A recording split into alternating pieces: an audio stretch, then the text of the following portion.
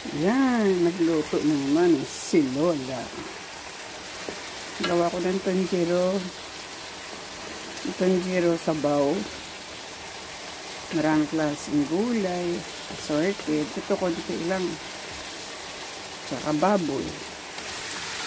Ito naman ang aking paboritong chicken laking alias adobo.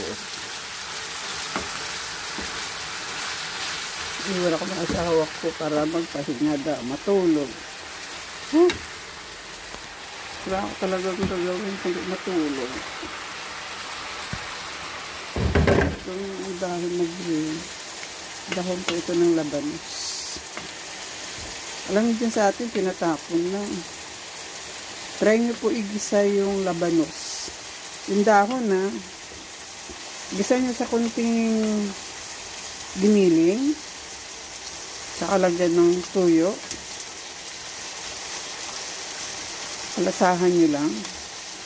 Napakasarap. Dati hindi ko alam yun. Yung nanay-nanayan ko dito, nagturo sa akin. Kaya natutunan ko yan. Ito, laman talaga ng manok. Hinimay-himay. Ang dami.